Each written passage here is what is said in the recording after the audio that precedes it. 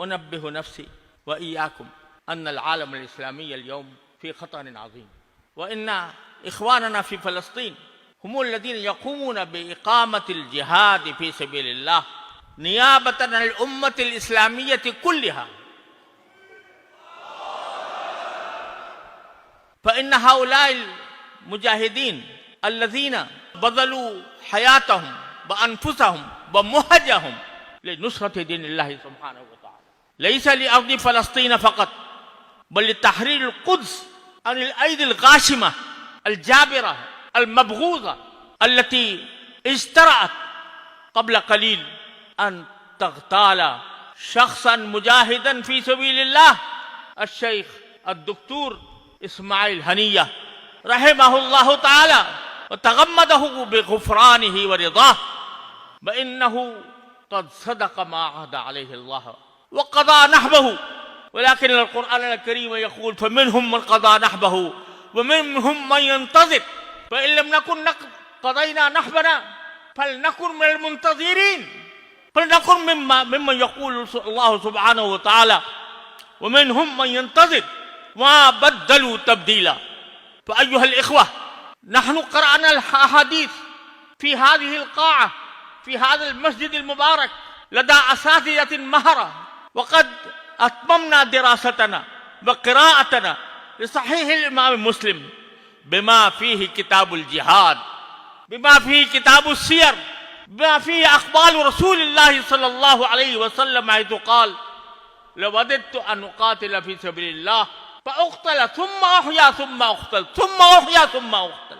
فلنكن جميعا متحمسين لهذه الحرب، لهذا الجهاد والقتال الذي يجري في غزة وفي عدة مناطق من فلسطين، ونختم مجلسنا هذا بالدعوة لهم وانتصار لهم وبالدعاء الله سبحانه وتعالى أن يعجل لهم الفرج والنصر، وأن يبيد إسرائيل ويدمرها تدميرا يتبرها تتبيرا، ويعلي كلمة الله ليس في أرض فلسطين فحسب بل في العالم الإسلامي كله من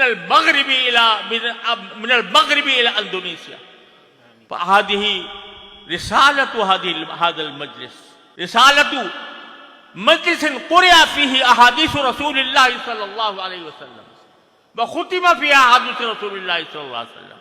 فلنقم جميعا بنصرة أهل فلسطين بكل ما في أيدينا من قوة ومن مال ومن مهج، فلنفدي أنفسنا على القدس، على بيت المقدس الذي ينتظرنا جميعا أيها المسلمون.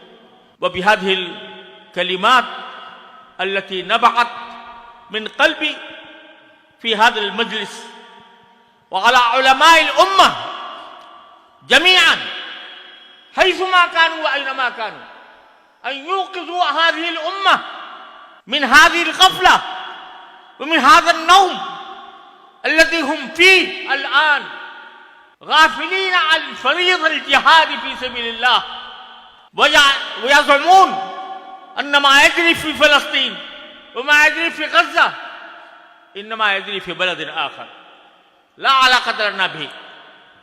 لا، يتحتم على علماء هذه الأمة أن يقوموا بواجبهم في إيقاظ الهمم، إيقاظ المؤمنين لهذا الجهاد العظيم المبارك، لأنها نقطة فاصلة في تاريخنا الإسلامي. ولذلك لعلماء الأمة جميعا في جميع بقاع الأرض أن يوقظوا المسلمين لنصرة هذا الجهاد بكل ما يمكن لهم من نفس أو مال أو بطريق آخر. هذه فريضة كتبها الله تعالى علينا جميعا في جميع أنحاء الأرض.